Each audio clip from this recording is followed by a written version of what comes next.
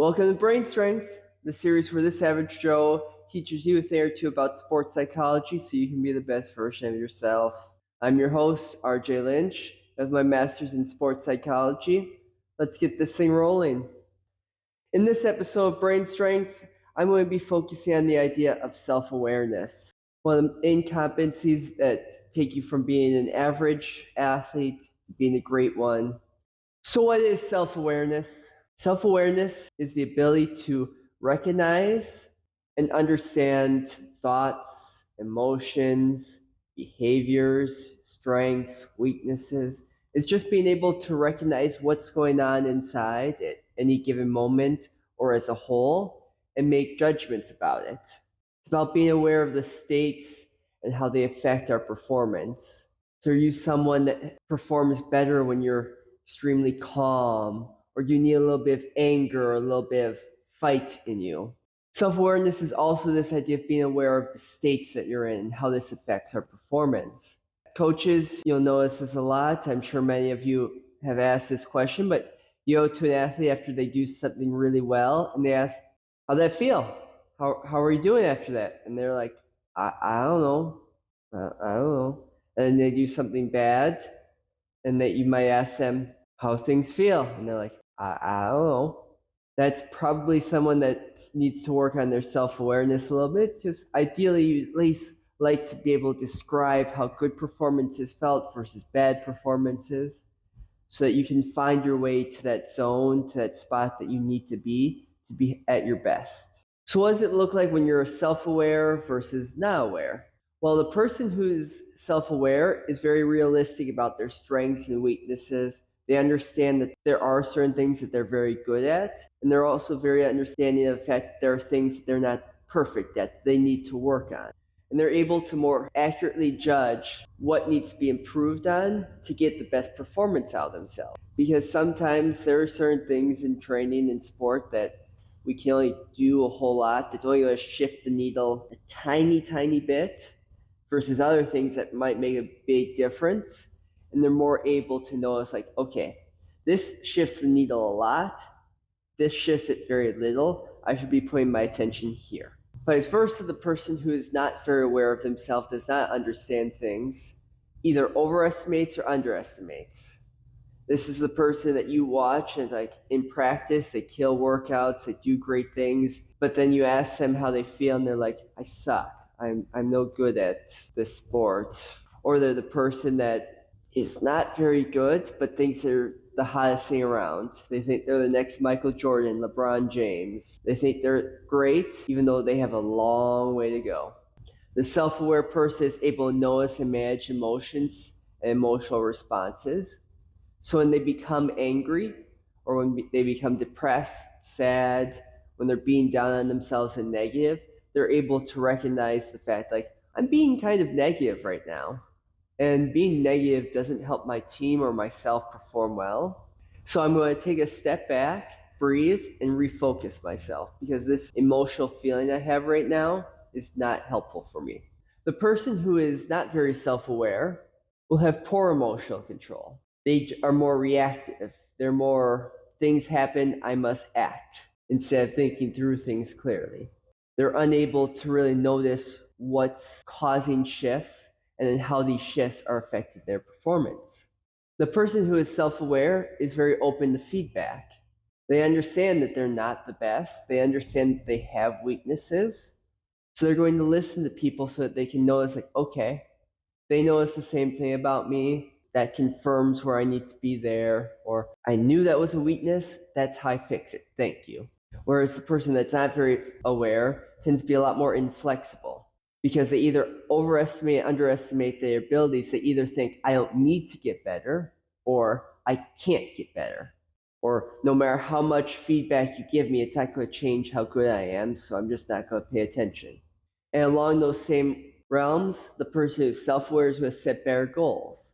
Because they know they have these weaknesses, they have these strengths, it's a lot easier for them to see how to get from point A to point B by focusing on either improving a strength even more or bringing up a weakness. People who are not very self-aware are going to have very vague goals. their pathway from point A to point B is a lot muckier because they either think, I'm the best, I should already be there, so I'm just going to say win championship. Or they're the person who underestimates themselves and they don't see a path because there's so much that they think they have to fix. So for the science bits this week, I'm going to be more focusing on how self-awareness is important in other things. In particular, for emotional intelligence, our ability to understand our emotions, recognize others, operate on them appropriately, be empathetic, and know all these different things and understand them. Be human. So the different components of self-awareness that go into emotional intelligence is first that piece of emotional self-awareness. You're able to recognize your emotions, how they affect you, what causes them. And then because you're able to recognize that from yourself, you're able to better control that.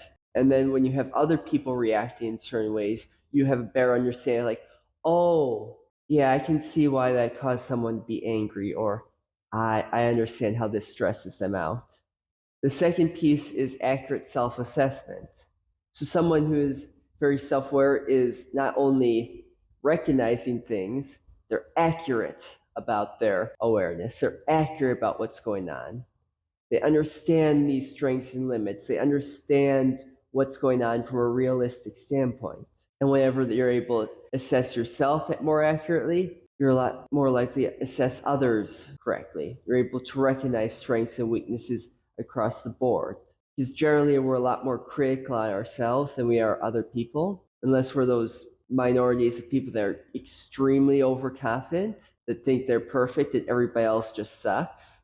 Then there's the exception there. But most of the time, we're more critical of ourselves, a lot harder on ourselves. So if we're able to narrow that in, make that more accurate, the other pieces become more accurate as well. And then lastly, there's self-confidence in it. When you are aware that you do have strengths of things that are going right, things that are good, it's going to help build that internal confidence. It's going to give you that feeling of self-worth because you know like, oh, I am good at things. It might not be all things, but I am good at things. I am capable of doing some things. As an example, it's very easy for someone, let's say soccer. Let's take a goalie. They don't kick very well. Their punts when they're clearing the box are not very strong, don't go very far. It's very easy for them to get down on that because the opponents are more likely to get the ball, start charging, stay on that half of the field. But then if they realize like, oh, that's my weakness, but my strength is I'm able to track the ball very well. I don't let many people pass me. That's going to build up that self-confidence because they know like, at least I'm good at that. If I'm good at that, I can work on the other things as well. I can get there. I just need to be patient with myself. So what would I do as a mental performance consultant to help athletes build their self-awareness, to help them be more aware of themselves? The first one, you've been on this channel long enough, surprise, surprise, mindfulness comes up again. Body scans, emotion meditations, anything that really exists within that mindfulness sphere. Because mindfulness is this awareness of the present moment. And there's nothing more prevalent in the present moment than ourselves, than the emotions going on within us. And as we go through different drills, as we do different things to recognize, oh, this is how I feel, this is I hurt, I this, I that, then you're more able to recognize when things get sped up. So if you're able to sit with your emotions for a bit, for 10 minutes a day, it's going to be easier to tap into that feeling, to tap into that recognition when you're in the middle of a game that's going 100 miles an hour. Then in addition, a lot of times to mindfulness, or instead of, as part of, I will go with thought and emotion trackers. So this could be having an athlete have a worksheet that they write down how they felt about that practice. What went right, what went wrong, how was I feeling in that? And then from there, we start to recognize like, oh, you did very well in this and you felt this way. That means when you feel this way, your performances are better. So we should focus on trying to feel that way more often. And vice versa, if we know it's like, oh, feeling like this, you perform like crap, we should probably try to recognize and deal with that a lot sooner so you don't play like crap. And the emotion trackers can be done in different ways. Sometimes it's reminders on the phone. Sometimes it's reminders on the phone to like check in once a day. Sometimes it's worksheets, whatever it is, to just remind them to reflect on how they're feeling. And then lastly is different talk therapies. So I work with someone one-on-one and I just have them talk it out. Specifically for males, because so many of us were raised to avoid emotional conversations, we aren't always the best at recognizing how we're feeling that moment. So sometimes we just have to talk about it and have someone reflect back of, sounds like you're angry, sounds like you're confused, things like that. So they can actually grow like, oh yeah, I guess this is anger. This is frustration. Sometimes it helps just talk with someone about it to understand like that's how it feels and it's normal. Coaches, how can you help your athletes be more self-aware? The first one, goal review sessions. So at the start of the year, have your athletes write down what their goals are for the season, what they plan on being, of doing, and then reflecting on them, reviewing of like, is this realistic? What do you see? And then giving them feedback on things so that they can be more aware of like, yeah, it's a great goal, but I think you should be working here because I see this. And then talking with them of, oh, why is it I say this? So they can start to build a little awareness of, maybe they're right. Maybe I should look at this more, or maybe I'm not as good at this as I thought I was. The second thing we might have is just an open environment for feedback. So creating a space where talking with an athlete, giving them feedback is something that they look for. And a lot of times the way you do this is to give it equally to your best performers and your worst. Because if all you're ever doing is telling the people who know they're not great or the young ones that what they need to improve on, it comes off as I'm hypercritical of these people. They suck. They're not very good. It usually makes them feel like I'm not good at things. But if you're spreading that around and telling everybody like, hey, you need to work on this. You need to work here. That gives them those moments where it's, oh, this is a place where we're just growing and learning. Coaches equal with all of us. And then being open to feedback yourself. One of the best ways for someone to become self-aware is just to watch and model themselves after someone else who's already self-aware. So if you as a coach are open to feedback, the athletes will be more open to feedback. When you're more self-aware, they're more likely to be self-aware because they're seeing what it is to be self-aware. Especially for high school athletes who might have very little concept of it at the time, can be a big thing. Then you have constructive video analysis, really talking them through why certain things are right or wrong, how to improve on it, having them talk through and explain what was going on, asking them how they felt in this moment, what felt right or wrong. A lot of times with my athletes, when I'm training them in anything, instead of just giving them instant feedback, I'll ask them, what felt right? What felt better? Anything feel wrong there? And depending on how they answer, unless it's something that I see as, oh, if I don't correct this now, it's dangerous, I might let them play it out a little bit. I might have them test things to see, all right, that felt pretty good. Just humor me. Try this. Then they'll try it. I'll ask, feeling different, same, better, worse?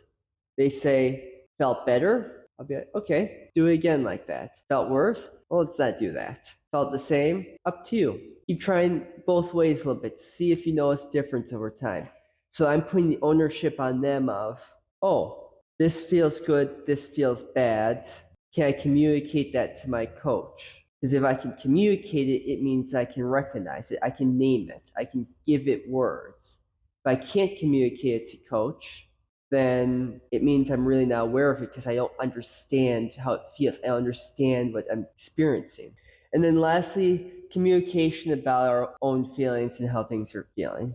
Once again, that role model perspective as a coach, especially with male athletes, especially with all athletes in general. Just being open about your emotions, how you're feeling, to a point is very important because athletes are going to recognize like, oh, coach is angry right now. And if you're able to sit there and be like, sorry, everybody, lost my temper there for a second. I was a little angry. I saw this and this, and I apologize for that, but we do need to improve here and here.